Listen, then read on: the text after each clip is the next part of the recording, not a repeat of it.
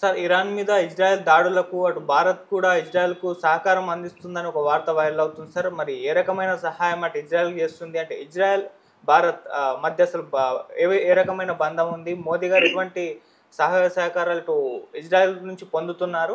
And Iran మరి దీని పట్ల ఏ విధంగా రియాక్ట్ అయ్యే అవకాశం ఉంది? ఇరాన్ మనకు కావాల్సిందే. ఇరాన్కి మనకి 2500 సంవత్సరాల స్నేహం ఉంది. మన సింధు నాగరికత కాలం నుంచి కూడా ఇరాన్తో వాణిజ్య సంబంధాలు, వర్తక సంబంధాలు, కల్చరల్ రిలేషన్షిప్ ఉన్నాయి. ఆ తర్వాత 600 ఏళ్ళు పర్షియన్ లాంగ్వేజ్ అఫ్సిల్ లాంగ్వేజ్ గా ఇటు సుల్తానేట్ కానీ బహుమని ఇది కానీ సుల్తానేట్ సామ్రాజ్యం కానీ మొఘలులు కానీ వీళ్ళందరూ కూడా పర్షియనే మన కల్చర్లో కానీ మన సాహిత్యంలో అన్నిట్లో తీసుకొచ్చారు. అధికారిక భాషగా పర్షియన్ ఉనింది. పర్షియా ఇరాన్కి మనకి ఎప్పటి నుంచో సంబంధాలు ఉన్నాయి. అయితే ఇటీవల కాలంలో ఇజ్రాయెల్ కి భారత్ కి మధ్య టర్మ్స్ మారాయి. ఇప్పుడు జరుగుతున్న యుద్ధంలో ఇజ్రాయెల్ కి ఇండియా సహాయం చేస్తుంది, పరోక్షంగా ఇరాన్ మీద ఇండియా అటాక్ చేస్తుంది అనే వార్తలు వస్తున్నాయి. దీన్ని చెప్పుకునే ముందు ఇజ్రాయెల్ కి మనకున్న సంబంధాలు ఎలా మారుతూ వచ్చాయి, ప్రజెంట్ ఎలాంటి సంబంధాలు ఉన్నాయనేది బ్రీఫ్ గా చెప్పుకుందాం. 1948లో ఇజ్రాయెల్ ఏర్పడింది. 1950లో ఇండియా ఇజ్రాయెల్ దేశాన్ని ఒక ప్రత్యేక దేశంగా గుర్తించినప్పటికీ పూర్తి కాలం డిప్లొమాటిక్ సంబంధాలని ఇజ్రాయెల్తో ఇండియా పెట్టుకోలేదు. దీనికి పెట్టుకోకపోవడానికి ప్రధాన కారణం ఏంటంటే పాలస్తీనాని ఇండియా సపోర్ట్ చేస్తుంది, అరబ్బుల్ని సపోర్ట్ చేస్తుంది. ఎందుకంటే షియా అక్కడంతా కూడా పాలస్తీనా కానీ ఇరాన్ ఈ ఏరియాలంతా షియాలు ఎక్కువ ఉంటారు. ముస్లింలలో షియా అండ్ సున్నీలు ఈ రెండు ప్రధాన తెగలు ఉంటాయి. ఇరాన్ తర్వాత షియాలు ఎక్కువ ఉన్న దేశం ఏదంటే ఇండియానే. అందువల్ల ఎంత పెద్ద ముస్లిం పాపులేషన్ ఇండియాలో ఉంది కాబట్టి ముస్లింలకు వ్యతిరేకంగా ఉన్న ఇజ్రాయెల్ని సపోర్ట్ చేయకూడదని చెప్పి ఇండియా సపోర్ట్ చేయలేదు. అరబ్బులకు అనుకూలంగాను పాలస్తీనాకు అనుకూలంగాను మన ఇండియా ఉంది. మరోపక్క సోవియట్ యూనియన్తో ఇండియా నెహ్రూ పీరియడ్లో, ఆ తర్వాత వచ్చిన ఇందిరాగాంధీ పీరియడ్లో సత్సంబంధాలని కలిగి ఉంది కాబట్టి సోవియట్ యూనియన్కి ఇజ్రాయెల్కి పడదు కాబట్టి ఆ రకంగా కూడా మనం ఇజ్రాయెల్కి వ్యతిరేకిస్తూ వచ్చాం. ఇది 1992 వరకు కొనసాగింది. అప్పటికి 90s నాటికి సోవియట్ యూనియన్ కుప్పగొలిపోయింది. 90 తర్వాత పివి నరసింహారావు మన్మోహన్ ప్రభుత్వం సంస్కరణలు ప్రవేశపెట్టింది. అందులో భాగంగా మొదటిసారిగా పివి నరసింహారావు ప్రభుత్వం ఇజ్రాయెల్తో పూర్తి స్థాయి డిప్లొమాటిక్ సంబంధాలని పెట్టుకునింది. అయితే అది మళ్ళీ పరిమితంగానే ఉన్నాయి. ఎక్కువ సార్లు పిఎల్ఓ అంటారు, పాలస్తీనా లిబరేషన్ ఆర్గనైజేషన్ తోనే పివి నరసింహారావు ప్రభుత్వం కూడా ఎక్కువగా పాలస్తీనాను సపోర్ట్ చేస్తూ వచ్చింది. ఈ ఇజ్రాయెల్తో కొద్దిగా ఫ్లెక్సిబుల్ గా మారాయి సంబంధాలు, అంతకు ముందు కంటే బెటర్ అయినాయి. అయితే మోడీ వచ్చిన తర్వాత ఫస్ట్ టైం ఒక ప్రధానమంత్రి, మన భారతదేశ ప్రధానమంత్రి ఇజ్రాయెల్ని సందర్శించింది ఎవరంటే మోడీని. 2017లో మోడీ ఇజ్రాయెల్కి వెళ్ళాడు. అక్కడి నుంచి మనకి వాళ్ళకి మధ్య సంబంధాలు ఏర్పడ్డాయి ఫుల్గా. తర్వాత సంవత్సరం 2018లో ఇప్పుడున్న బెంజమిన్ నెతన్యాహు ఇండియాకి వచ్చాడు. అలాగా మనకి వాళ్ళకి అనేక ఒప్పందాలు జరిగాయి. ముఖ్యంగా డిఫెన్స్ అండ్ సెక్యూరిటీ కోఆపరేషన్ మనకి వాళ్ళకి మధ్య జరిగింది. దీనివల్ల ఏంటంటే మనం ఇజ్రాయెల్ నుంచి యుఏవీస్ అంటారు, అన్మాన్డ్ ఏరియల్ వెహికల్స్, అవి హెరాను హెరాప్ అనే డ్రోన్లు మనం తెచ్చుకున్నాం. మొన్న కూడా మనకి పాకిస్తాన్ యుద్ధంలో కూడా ఇది హెల్ప్ అయింది. అట్లాగే బరాక్ 8 అని ఒక మిసైల్ డిఫెన్స్ సిస్టాన్ని ఇద్దరు కలిసి డెవలప్ చేసాం అనమాట. ఇరాన్ అండ్ ఇండియా కలిసి డెవలప్ చేసాము. అట్లాగే spike anti tankers, surveillance tankers and communication ఎయిర్ క్రాఫ్ట్లు, వీటికి సంబంధించి కూడా మనం ఇజ్రాయెల్ నుంచి అనేక పనిముట్లు కానీ ఎక్విప్మెంట్ కానీ తెచ్చుకుంటున్నాం. అట్లాగే కౌంటర్ ఇంటెలిజెన్స్ లో, బార్డర్ సెక్యూరిటీలో కావచ్చు, ఇంటెలిజెన్స్ విజిలెన్స్ లో కావచ్చు, ఉమ్మడిగా కలిసి పనిచేస్తున్నాం.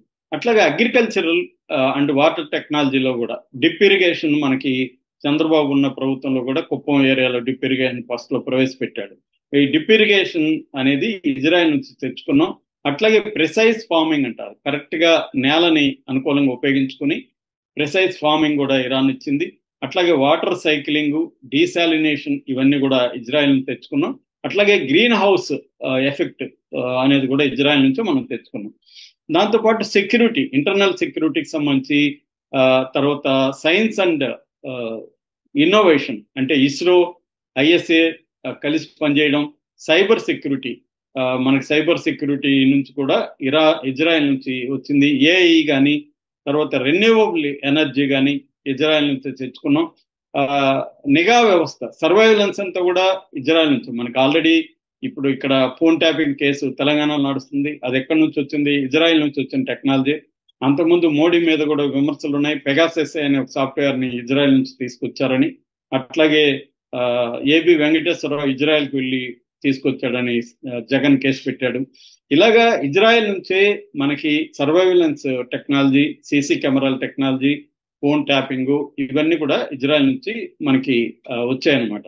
అట్లాగే బైలాటరల్ బిజినెస్, వ్యాపారం అనేది కూడా మనకి ట్రేడ్ అండ్ ఎకనామిక్ రిలేషన్షిప్స్ లో కూడా $8 బిలియన్ బైలాటరల్ ట్రేడ్ ఇండియాకి ఇజ్రాయెల్కి ఉంది. అట్లాగే 1,00,000 మంది ఇండియన్ ఆరిజిన్ ఉన్న జూస్ ఇజ్రాయెల్లో ఉన్నారు. ఇంకొక 32,000 మంది ఇండియన్స్ అక్కడ కూలీలుగా లేకపోతే కేర్ గివర్స్ గా పనిచేస్తున్నారు. ఈ సంఖ్య 1,00,000కి వెళ్ళే అవకాశం ఉందన్నమాట. సో ఇజ్రాయెల్కి మనకి గత కొంతకాలంగా పెరుగుతూ వచ్చింది. మరోవైపు ఇరాన్కి మనకి తగ్గుతా వస్తున్నాయి. ఎందుకంటే ఇరాన్ మీద ఆంక్షలు పెట్టేసరికి ఎక్కువగా మనం ఒకప్పుడు 40% ఆయిల్ని ఇరాన్ నుంచి మనం ఇంపోర్ట్ చేసుకున్న వాళ్ళం, తక్కువకు వస్తుంది. రెండోది డాలర్ల అవసరం లేకుండా రూపాయల ద్వారానే వ్యాపారం చేసుకోవచ్చు అనమాట. అందుకని చాలా బెటర్గా ఉండింది మనకి ఇరాన్ నుంచి ఆయిల్ తెచ్చుకోవడం. కానీ ఎప్పుడైతే ఆంక్షలు వచ్చాయో మోడీ దానికి భయపడి ఆంక్షలు పెట్టారు కాబట్టి పక్కకు వచ్చేసి రష్యా మీద ఆంక్షలు పెట్టినప్పటికీ రష్యా నుంచి ఆయిల్ తెచ్చుకోవడం మొదలు పెట్టారు. సో ఒకప్పుడు ఇరాన్కి మనకి $17 బిలియన్ బైలేటర్ వాణిజ్యం ఉంటే ఇవాళ అది $2 బిలియన్ పడిపోయింది. మనం ఇరాన్లో ఒక పోర్టుని, చాబహార్ పోర్టుని డెవలప్ చేస్తామని కూడా ఒప్పందం చేసుకున్నాం, కానీ అది పెద్దగా పట్టించుకోవట్లేదు. మరోవైపు ఇజ్రాయెల్లో అదానీ పెట్టుబడులు కూడా, ఇప్పుడు హైఫా మీద ఎక్కువ దాడి చేస్తుంది ఇరాన్. హైఫాలో ఒక పోర్ట్ ఉంది, కమర్షియల్ పోర్టు. ఆ పోర్టులో $4 బిలియన్ ఇన్వెస్ట్ చేశాడు అదానీ. సో అదానీ మోడీ ఫ్రెండ్ అని మనకు తెలుసు. సో ఇటు ప్రైవేట్గా కావచ్చు, గవర్నమెంట్ పరంగా కావచ్చు, ఇజ్రాయెల్తో మన సంబంధాలు పెరుగుతూ వచ్చాయి. పాకిస్తాన్కి మనకి యుద్ధం వచ్చినప్పుడు కూడా మనల్ని సపోర్ట్ చేసిన ఏకైక దేశం Israel. So at the same time మనం ఎలాంటి, మోడీ ప్రభుత్వం కూడా ఎలాంటి వైఖరి ఉందంటే ఒక బ్యాలెన్స్డ్ వైఖరిని తీసుకుంది. అంటే ఇజ్రాయెల్ని సపోర్ట్ చేసినంత మాత్రాన పాలస్తీనాని వ్యతిరేకించడం కాకుండా చేసింది. గాజాకు సంబంధించి కూడా అంతకుముందు అక్టోబర్ 2023 అక్టోబర్ 7న హమస్ ఇజ్రాయెల్ మీద దాడి చేసినప్పుడు మోడీ ప్రభుత్వం తీవ్రంగా ఖండించింది. హమస్ని తీవ్రవాదులు, ఉగ్రవాదులు అనే టెర్రరిస్టులు అని చెప్పింది. అయితే అదే సేమ్ టైం గాజాలో హ్యుమానిటేరియన్ గ్రౌండ్ కింద మెడిసిన్స్, ఫుడ్ ఇలాంటివి ఇండియా పంపించింది వాళ్ళకి. అయితే ఇజ్రాయెల్కి గాజాకు మధ్య వారు పెరుగుతున్న కొద్దీ తటస్థ వైఖరి అనేది ఫాలో కావడం మొదలుపెట్టింది. ఐక్యరాజ్య సమితిలో కూడా దీని మీద ఓటింగ్ పెట్టినప్పుడు గాజా మీద కాల్పుల విరమణకు సంబంధించి ఇండియా అటెండ్ కాలేదు. సో ఏదో ఒక రూపంలో తప్పించుకోవడం మొదలుపెట్టింది. మరోవైపు ఇరాన్తో కూడా బ్రిక్స్ కావచ్చు, షాంఘై కోఆపరేషన్ ట్రీటీ కావచ్చు, వాటిలో కూడా ఇండియా సభ్యత్వం ఉంది. అంటే ఒక బ్యాలెన్స్ మెయింటైన్ చేస్తుంది. కానీ ఈ మొగ్గు అనేది కొద్దిగా ఇజ్రాయెల్ వైపే మొగ్గు ఎక్కువగా ఉంది. ఇప్పుడు కూడా ఇజ్రాయెల్ ఇరాన్ వార్లో నిజానికి ఇజ్రాయెల్ ఇరాన్ మీద అటాక్ చేస్తే ఖండించి ఉండాలి, మన దేశం ఖండించలేదు, సైలెంట్గా ఉంది, ఖండించలేదు, సపోర్ట్ చేయలేదు. కానీ ఇప్పుడు ఒక వార్త వస్తుంది 2 రోజులు 3 రోజుల నుంచి. అదేంటంటే ఇండియా ఇండైరెక్ట్ గా ఇజ్రాయెల్కి సహకారం అందిస్తుంది. ముఖ్యంగా బరక్ 2 అనే ఒక డిఫెన్స్ సిస్టాన్ని, బరక్ మేజన్ అంటారు దాన్ని, బరక్ మేజన్ మిసైల్ డిఫెన్స్ సిస్టమ్ అది. దీన్ని అక్కడ SAR-6 అనే ఒక డిఫెన్స్ సిస్టంలో అనుసంధానించి ఇజ్రాయెల్ వాడుకుంటుంది. మొన్న ఒక్క రోజులోనే 6 డ్రోన్లని ఈ డిఫెన్స్ సిస్టమ్ ఉపయోగించి ఇరాన్ ప్రయోగించిన డ్రోన్లని దెబ్బకొట్టింది అనమాట. సో ఇది ఇండియా అలా హెల్ప్ చేస్తుంది. ఈ బరక్ 2 అనే ఒక డిఫెన్స్ సిస్టమ్ ని ఇజ్రాయెల్కి అందించడానికి ఇండియా కోఆపరేట్ చేస్తుంది అనమాట. అది చాలా పెద్ద హెల్ప్ ఇజ్రాయెల్కి. ఎందుకంటే ఇజ్రాయెల్ డిఫెన్స్ సిస్టమ్స్ ప్రధానంగా 3 ఉంటాయి. యారో 3, డేవిడ్ స్లింగ్, తర్వాత ఐరన్ డోము. ఇవి కాకుండా అమెరికావి థాడ్ అని, పేట్రియట్ అనే 2 డిఫెన్స్ సిస్టమ్లు ఉన్నాయి. ఇవన్నీ కూడా అయిపోతున్నాయి అనమాట. వాళ్ళ దగ్గర నిల్వలు అయిపోతున్నాయి. ఇరాన్ దగ్గర ఏమో ఇంకా మిసైల్స్ 20,000 వరకు ఉన్నాయని చెప్తున్నారు. ఈ నేపథ్యంలో ఇండియా లాంటి సహకారం ఇజ్రాయెల్కి చాలా అవసరం. అట్లాగే నావెల్ పర్షియన్ గల్ఫ్లో మన షిప్పుల్ని దించి ఇజ్రాయెల్కి మద్దతు ఇవ్వడానికి కూడా దీన్ని ఆపరేషన్ ప్రాస్పరిటీ గార్డియన్ అని పేరు పెట్టారు.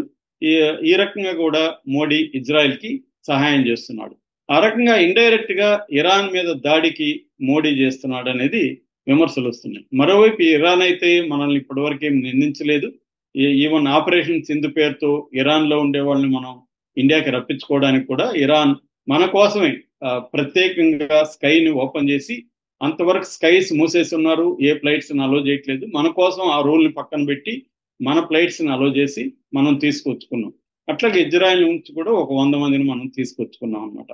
సో ఇలాగా ఇజ్రాయెల్ తోనూ ఇరాన్ తోనూ ఒక బ్యాలెన్స్ సంబంధాలు అయితే మెయింటైన్ చేస్తుంది. డైరెక్ట్ గా ఓపెన్ గా మాత్రం